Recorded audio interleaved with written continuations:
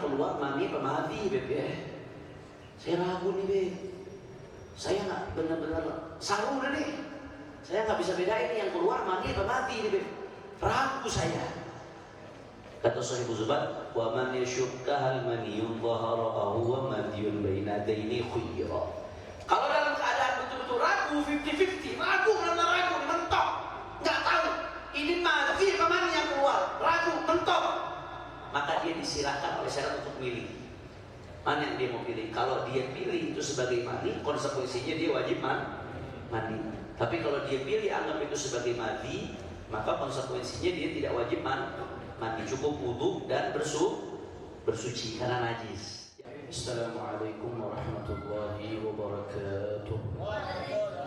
Alhamdulillah wassalatu wassalamu ala Rasulillah Sayyidina Muhammad ibn Abdullah wa ala alihi wa sahbihi wa man walah. Subhanaka la ilma lana illa ma 'allamtana innaka antal alimul hakim. Rabbi shrah li sadri wa yassir li amri wahlul 'uqdatam min lisani yafqahu qawli wa saddid lisani wahdi qalbi bihaqqin nabi sallallahu alaihi wasallam wal alihi wassahbi. Amma ba'd. Melanjutkan kajian kitab Safinatun Najah. Qala al-musannif rahimahullahu ta'ala wa nafa'ana bihi wa bi'ulumihi fid dharain amin. Mujibatul ghusli sittatun: ilajul hashafati fil farji wa khurujul maniyyi wal haidu wal nifasu wal wiladatu wal mautu. Nah,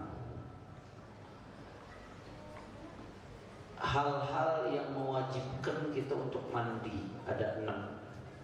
Hal-hal yang mewajibkan kita untuk mandi, salah satu dari 6 ini terjadi, maka berarti kita punya hadas besar dan hukumnya wajib mandi.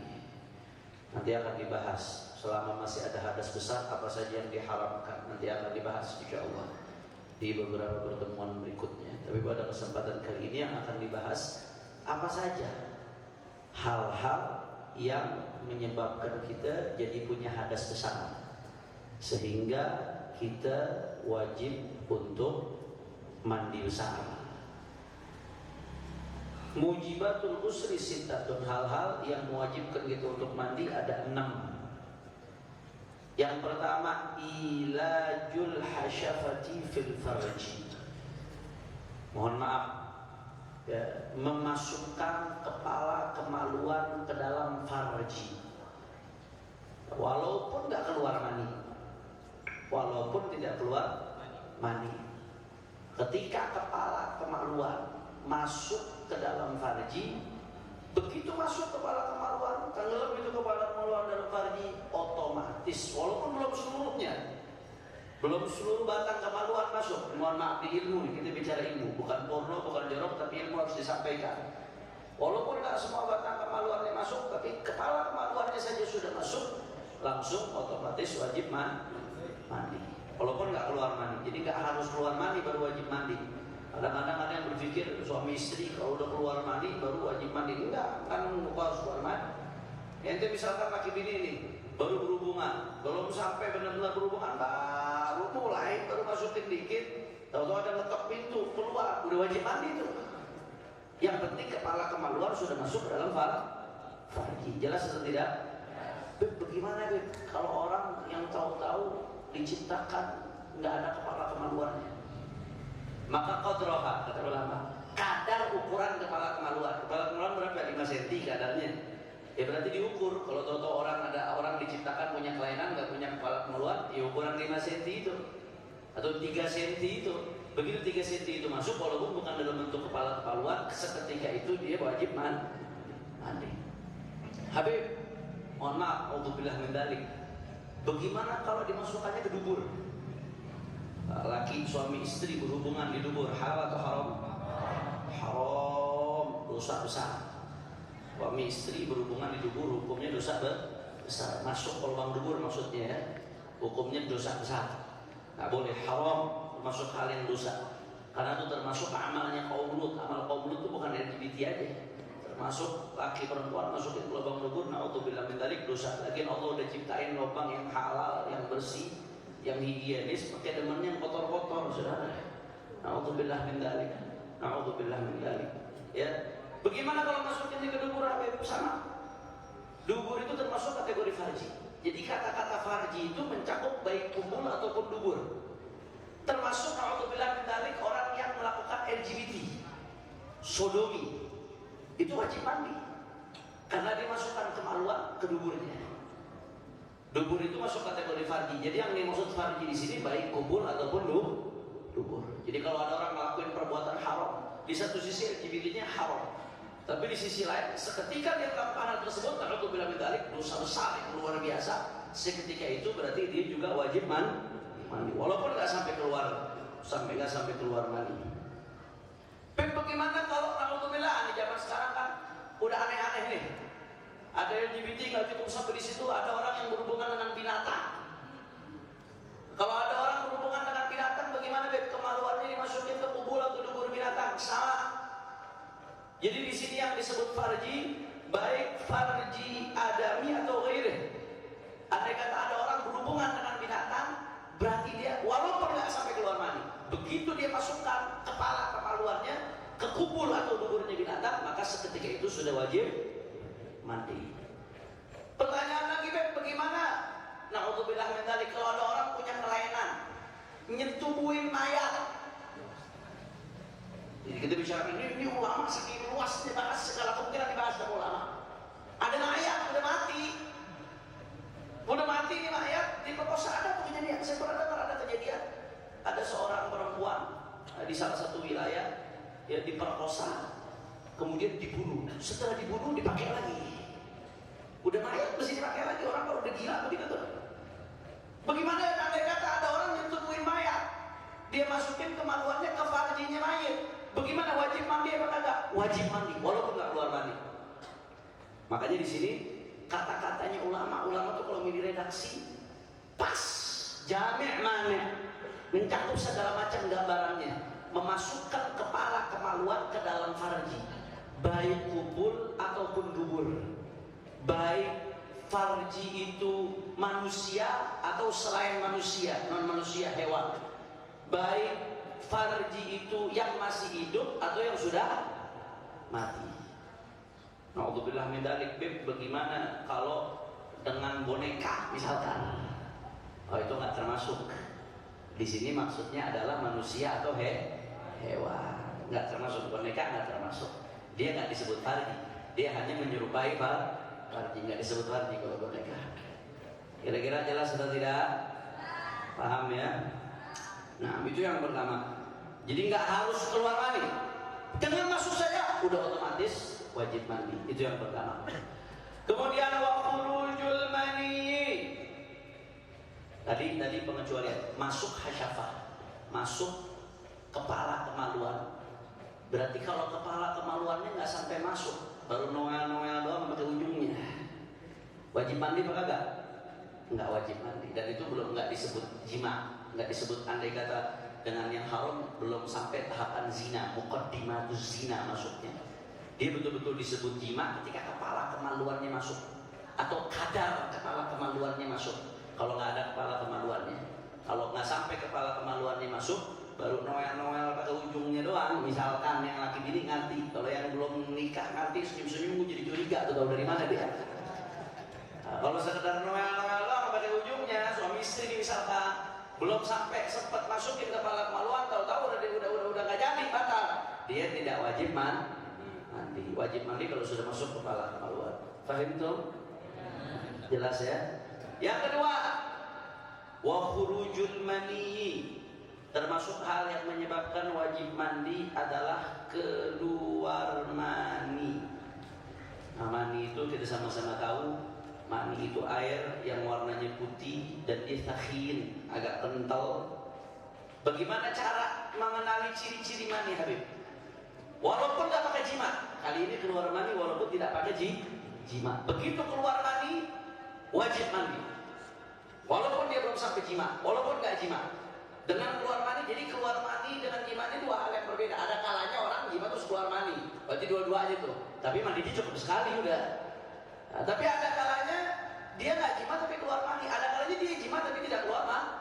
Jadi jima penyebab tersendiri, keluar mani penyebab tersendiri. Bagaimana Habib? Mani itu ada ciri-cirinya. Kadang kan karena kan dari kemaluan seseorang ini cairan nggak hanya mani, ada macam-macam cairan. Mani ada ciri-cirinya. Bagaimana ciri-ciri mani? Kalau ada salah satu dari 3 ciri ini maka dia dihukumi mani. Apa salah satu dari 3 ciri? Yang pertama, al-khurud bi syahwatin ma'al futuri aqibah. Keluarnya dengan syahwat kemudian setelahnya lemes. Itu ciri pertama. Jadi keluarnya ketika dalam keadaan syahwat, kemudian begitu keluar lemes. Itu ciri yang pertama. Ciri yang kedua, waraiha allati tushbihu raihat tal'. Ini kalau basah, tal'in aw ajin. Wa yu'rafu al-maniyyu bil lidzati hin khurujihi wa raihi tal'in aw ajin, dalam Zubat disebutkan. Dia baunya kalau basah baunya kayak adon tepung. Kalau pas kering baunya kayak putih telur. Itu ciri yang kedua tuh. Ciri apa? Mani. Ciri yang ketiga, wal khuruj bitadaffuq. Keluarnya mohon maaf ngencrit. Keluarnya ngencrit, bukan ngalir. Kalau ngalir air kencing namanya. Nyembur. Ngencrit keluarnya.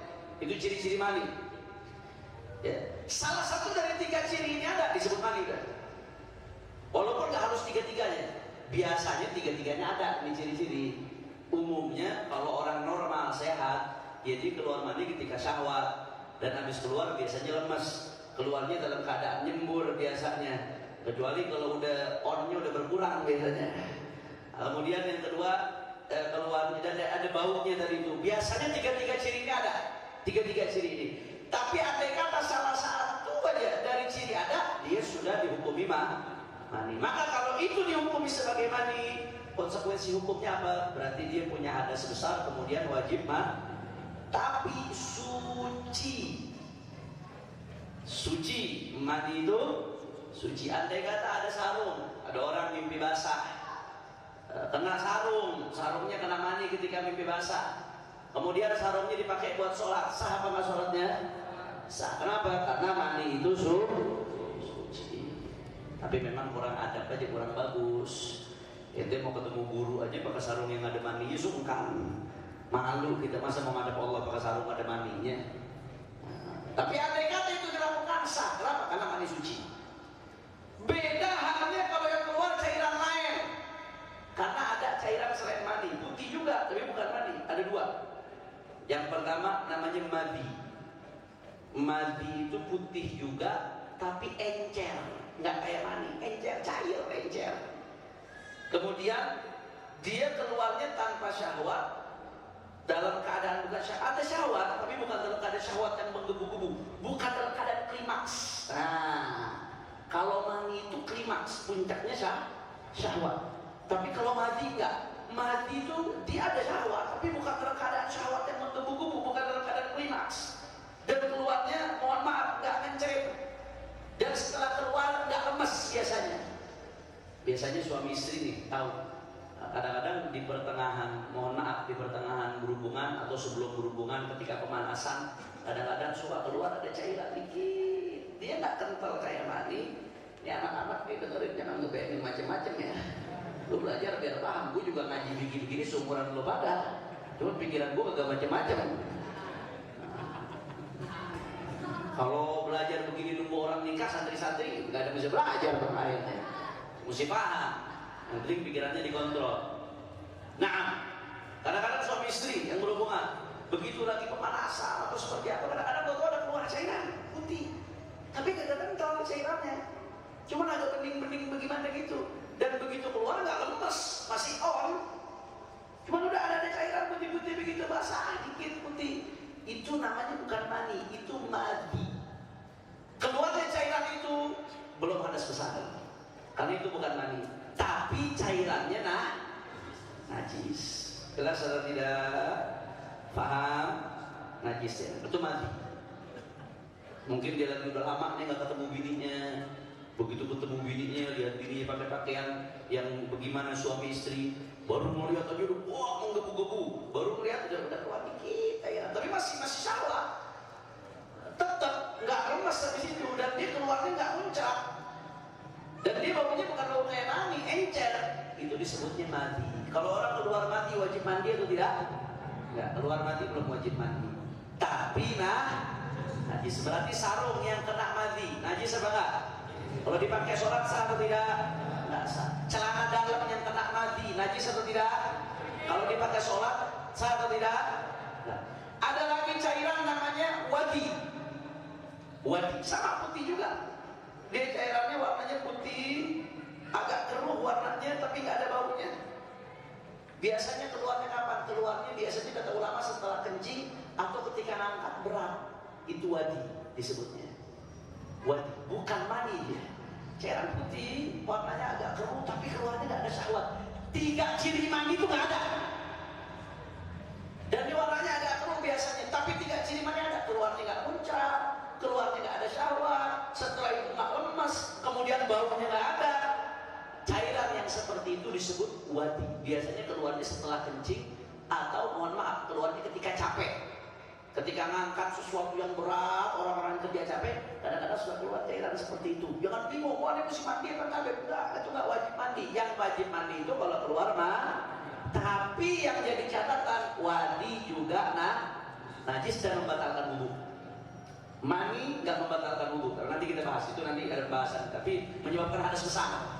Nanti ada gambarannya. Kapan kok bisa orang nggak wudu nggak batal tapi wajib mandi besar? Ada gambarannya. Nanti kita sebutkan. Dan mani suci, tapi wajib mandi besar. Kalau mandi sama wadi, dia tidak menyebabkan orang kena hadas besar, akan tetapi najis. Dan ketika keluar batal wudu. Sampai sini jelas atau tidak? Nah, sekarang pertanyaannya, Beb. Ibu-ibu mungkin nanya, Beb, kalau keputihan bagaimana? Nah, ini udah ada di benak ibu-ibu nih pertanyaan. Rutubatul farad, keputihan. Nah, keputihan ulama menyebutkan kalau keputihan dia dari bagian dalam, keputihannya keluar dari bagian dalam, itu najis jadinya. Saya kencing keluar dari dalam dia. Tapi kalau dari bagian luar farji, dari bibir farji keluarnya keputihan tersebut, itu nggak najis hukumnya. Nggak najis kalau keluar dari bibir farji. Cara beda ini bagaimana? Saya nggak tahu, saya bukan perempuan soalnya. Tanya ustadzah yang lebih ngerti. Itu udah teknis, itu cara membedakannya udah teknis. Yang lebih ngerti ustadzah. Tapi rutubatul farad, khulasatul kalam an rutubatul farad, kesimpulannya yang namanya rutubatul farad, keputihan yang ada pada perempuan, kalau keluarnya dari dalam itu najis. Tapi kalau dari bagian luar farji itu tidak najis hukumnya. Beb, apakah perempuan bisa keluar mani? Bisa. Perempuan itu bisa keluar mani. Ciri-cirinya bagaimana? Sama. Kalau ciri-cirinya sama seperti yang ada pada laki-laki, itu dihukumi mandi, wajib mandi besar. Tapi biasanya agak susah, nggak gampang kayak laki-laki. Perempuan keluarnya nggak gampang seperti laki-laki, nggak sesederhana itu. Pokoknya kalau memenuhi 3 syarat tadi maka dihukumi sebagai mandi. Salah satu aja dari 3 syarat terpenuhi dia dihukumi mandi. Jelas atau tidak? Beb, saya ragu nih Beb. Saya ragu nih yang keluar mandi pemati Beb ya.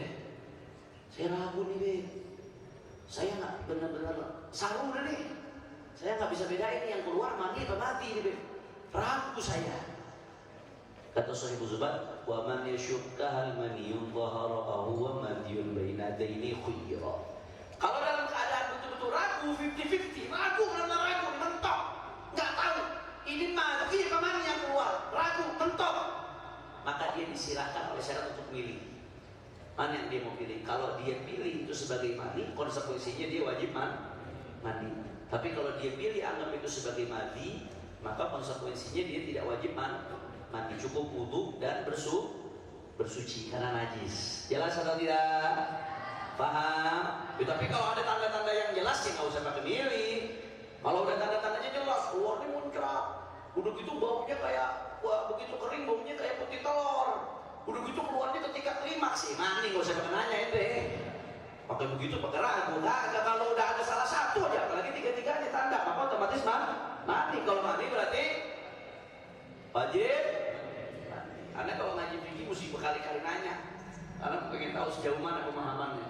Jadi kan itu kalau ngaji fikih itu mesti cerewet. Makanya imam besar kalau ngaji faraid pakai PR.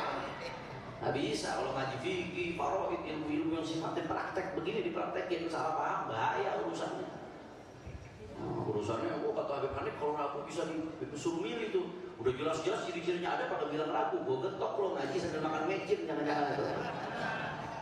Kalau ada ciri-cirinya jelas, gue sama ragu. Paham ya? Nah, la ilaha illallah. Jadi itu.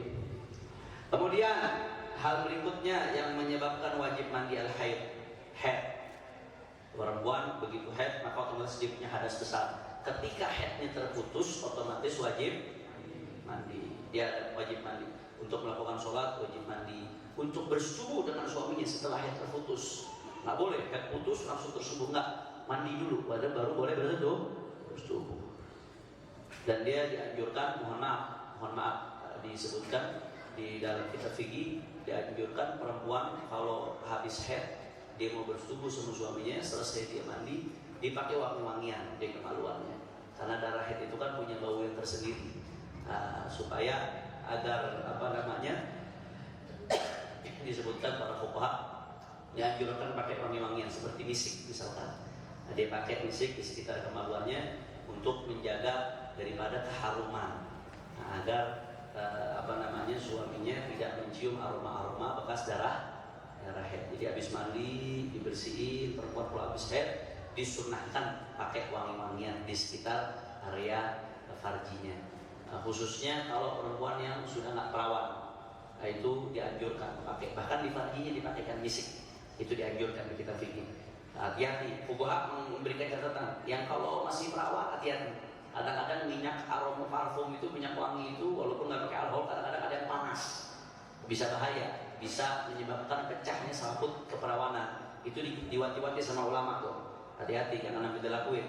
Kalau yang belum nikah, kecuali kalau bagian luar-luarnya aja ketika jadi pengantin. Tapi kalau yang sudah nikah, kemudian setelah dia haid, dia pengen berhubungan sama suaminya, setelah dia mandi pakai wangian di sekitar kemaluannya supaya menghilangkan bau aroma darah haid. Jelas atau tidak? Kata bapak-bapak sebagian gue nyesel bini gue gajah kemarin di malam gitu. Wan nifas, termasuk hal yang mewajibkan mandi adalah nifas. Nifas itu darah yang keluar setelah melahirkan, walaupun hanya setetes. Nifas itu walaupun nanti kita akan bahas secara khusus hukum-hukum yang berkaitan dengan haid, hukum-hukum yang berkaitan dengan nifas. Bagaimana kalau darah yang keluar ketika pembukaan? Nah, ini kalau bapak yang pengalaman nemenin bininya beranak, ada darah yang keluar ketika pembukaan, damu tolak namanya. Bukan saat ngelahirin ya, ketika pembukaan. Kadang-kadang pembukaan udah mulai berdarah tuh, udah mulai flek. Ibu-ibu yang pernah ngelahirin tahu biasanya. Bagaimana tuh? Apakah itu udah termasuk nifas? Mazhab Syafi'i mengatakan itu belum termasuk. Berarti posisinya kalau masih mampu sholat masih wajib sholat. Bersihin, sucikan, cebok, habis itu sholat. Wudu sholat. Nah, tapi memang sebagian mazhab di luar Syafi'i ada yang mengatakan itu udah termasuk hadas besar. Dihukumkan sama seperti nifas. Makanya kadang-kadang bapak-bapak yang bininya lagi mau beranak dilihat kondisinya. Kalau masih pembukaan 1, 2, 3 biasanya masih mampu sholat. Kalau masih flek-flek aja nggak apa-apa, suruh dia istinja, suruh dia cebok, suruh dia sholat. Tapi kadang-kadang kalau pembukaan udah 5 ke atas, boro-boro mau sholat, bapak ajak ngobrol aja dijemput urusannya kepala. Iya, pembukaan 5 ke atas tuh ibu-ibu yang tahu nih yang udah pada ngelahirin. Pembukaan 5 ke atas, sakitnya luar biasa. Itu dokter ngomong, kalau sakit itu levelnya antara 1 sampai 10. Sakitnya kayak bon cabai, ada level-levelnya. Bon cabai kan ada level-levelnya tuh. 1 sampai sekian, yang paling pedas sekian. Kalau sakit ada levelnya 1 sampai 10, maka sakit yang level 10 itu sakitnya ketika orang pembukaan ngelahirin.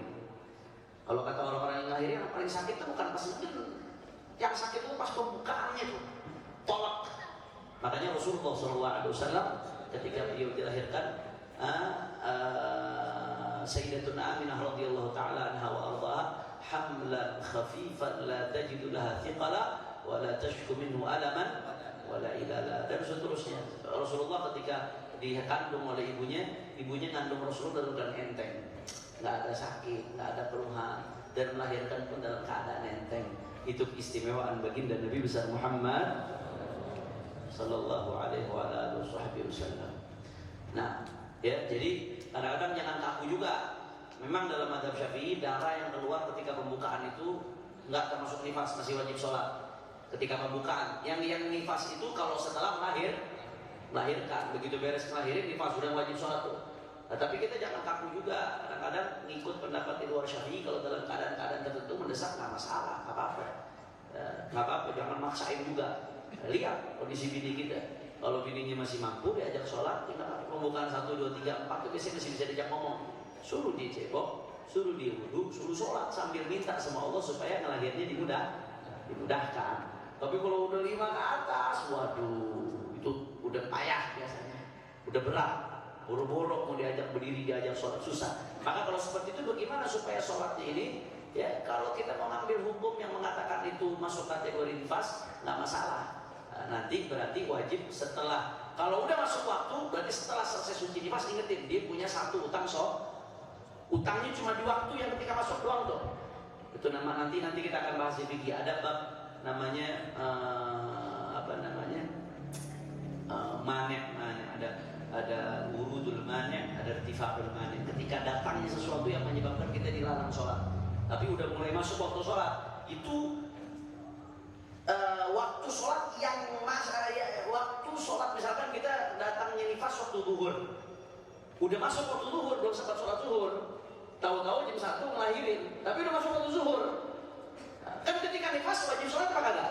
Selama nifas, selama haid nggak wajib sholat. Perempuan selama nikah, selama haid wajib sholat dan nggak wajib qadha. Tapi sholat yang ditinggalkan ketika udah masuk waktu masih dalam keadaan suci, di pertengahan tahu-tahu datang halangan, itu sholat itu wajib diqadha. Nanti ketika suci wajib diqadha. Insyaallah nanti akan kita bahas tersendiri insya Allah. Kemudian berikutnya al-wiladah, melahirkan itu termasuk penyebab daripada hadas besar. Baik melahirkan anak dalam keadaan sudah utuh atau masih keguguran. Nah, di sini disebutkan ya, baik dia masih bentuk kegugurannya alaqah, masih segumpal darah, au mudghah, atau udah segumpal daging, atau udah dalam keadaan utuh melahirin. Pokoknya yang namanya melahirkan, baik melahirkan normal atau melahirkan operasi atau melahirkan dalam keadaan keguguran, semua melahirkan itu menyebabkan hadas besar. Walaupun dia nggak istihadah habis itu, misalkan nggak ada darah lagi habis itu, sekali brojol udah selesai, hadas besar, wajib mandi. Gimana bedain darahnya kalau masih segumpal darah? Bedanya dokter. Kalau ulama nyebutnya qalat qabilah hiya asul adami. Orang yang menerima anak bidang bilang itu ini bayi nih, cuma keguguran. Ya kalau sekarang apa?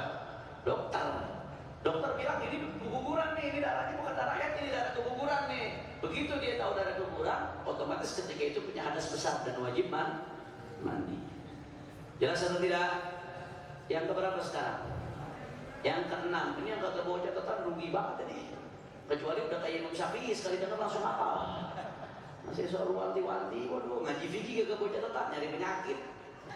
Ngaji fikih gak bawa catatan, nyari penyakit. Apa susahnya megang buku, megang pulpen, itu ilmu kepake apa kita tua. Kapan kita lupa tinggal buka lagi.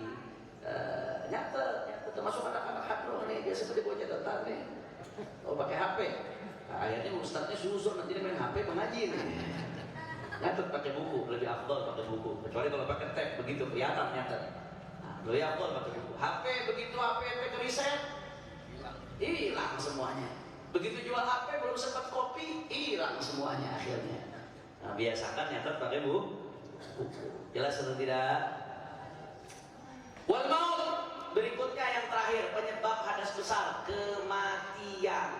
Makanya wajib memandikan jenazah. Makanya ulama mengatakan jenazah yang nggak dimandikan itu nggak disolatin. Seperti jenazahnya syahid yang di perang, ya, bukan syahidul akhirah, syahid yang betul-betul di medan perang. Nah, itu dia begitu terbunuh di medan perang, maka nggak dimandikan. Karena dia nggak dimandikan, otomatis nggak disolatin. Tapi itu ada perintah khusus dari Nabi besar Muhammad SAW.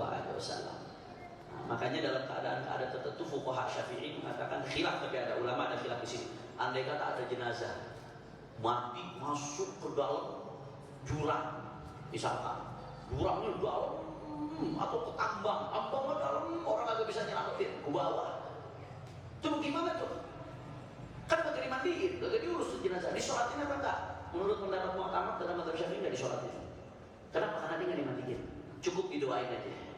Tapi ada sebagian ulama dalam mazhab Syafi'i mengatakan khilaf atau dalam Syafi'iyah. Sebagian ulama mengatakan udah tetap dia disolatin, karena urusan nyolatin ini bukan sekedar berkaitan dengan mandi, tapi mayit butuh kepada rahmat, doa berrahmah dari Allah Subhanahu wa Ta'ala. Ada khilaf antar ulama. Tapi mahal syahidnya apa? Dia gara-gara tadi mandi dia nggak disolatin. Kenapa? Karena begitu orang jadi mayat, ketika itu dia ada hadas besar, wajib dimandikan dia. Jelas atau tidak? Makanya ketika mandiin jenazah tuh, insya Allah mudah-mudahan nggak tahu berapa tahun lagi, karena ngajinya sebulan sekali, kita akan sampai bab jenazah nanti. Ya. Ketika mandiin jenazah, setelah dimandiin, apa sunnahnya terakhir diwuduin, wudu. Cuman kadang-kadang ribut.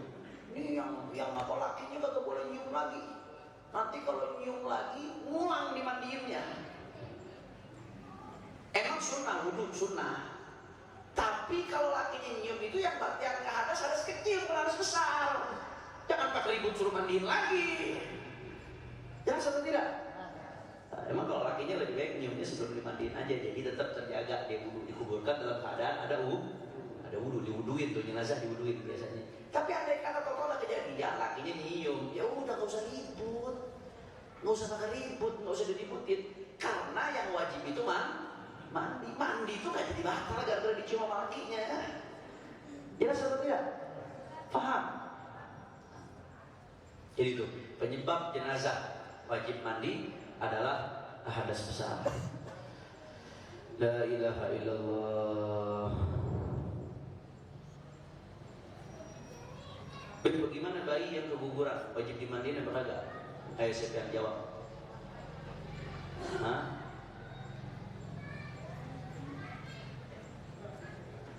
Kalau keguguran, bayi keluar keguguran, wajib dimandiin apa enggak? Ayo. Yang bisa jawab umroh, tapi bayar sendiri. Wasibtu kal kabiri fil wafati in dhaharat amaratul hayati aw khafiyat wa khalquhu qad dhahara famna salatan wa siwahu u'tubira aw ikhtafa aidan wa fihi lam yajid syai'un fasattun thumma dafnun qad mudib. Para ulama menyebutkan as-siqit ini bayi yang keguguran. Dia hukumnya seperti orang besar. Seperti orang besar itu berarti wajib dimandiin, wajib dikafanin, wajib disolatin, wajib dikubur. 4 kewajiban terhadap mayit itu 4: mandi, kafan, sholat, kubur. 4 tasyid jenazah. Kapan keguguran wajib digituin? Kalau sempat hidup. Begitu lahir, dia misalkan prematur, lahir 7 bulan. Begitu lahir sempat ada tanda-tanda kehidupan. Apa di antara tanda kehidupan? Nangis, lahir, 5 menit meninggal. Itu sama seperti orang besar hukumnya. Wajib dimandiin, wajib dikafanin, wajib disolatin, wajib dikubur. Atau begitu lahir, au khafiyat wa khalquhu dhahara fa nasharatan wa siwahu tubira. Atau begitu lahir dalam keadaan udah wafat, udah nggak ada tanda-tanda hidup begitu lahir. Tapi bentuknya udah manusia. Biasanya udah 4 bulan ke atas tuh. Begitu keguguran 6 bulan keluar udah mati, tapi bentuknya manusia. Tapi begitu keluar dalam keadaan sudah meninggal. Atau dokter bilang di dalam janin udah meninggal nih, dikeluarin dalam keadaan udah meninggal. Maka bagaimana? Dia hanya wajib, dia yang nggak boleh hanya disolatin aja, sisanya tetap wajib. Berarti tetap wajib dimandikan, tetap wajib dikafani, tetap wajib dikubur. Yang enggak cuma sholat. Jelas atau tidak? Paham? Atau begitu keluar keguguran, bentuk pun belum ada, segumpal daging baru, atau cuma darah doang begitu keluar, maka nggak wajib apapun. Tapi disunahkan untuk dikubur, sunnah untuk dikubur. Jelas atau tidak? Paham? Nah, jadi itu, kalau bayi yang keluar, kalau ada tanda-tanda kehidupan ketika keluar walaupun cuma 5 menit, diperlakukan seperti orang dewasa. Kalau dia keluar nggak ada tanda-tanda kehidupan sama sekali, semuanya tetap dilakukan kecuali sholat. Tapi kalau begitu keluar tidak ada bentuk manusia sama sekali, maka tidak wajib apapun, tapi sunnah dikubur. Jelas atau tidak? Ini saja yang saya sampaikan. Mudah-mudahan yang sedikit ini bermanfaat. Nah itu mandi-mandi yang wajib tuh. Itu mandi-mandi yang wajib.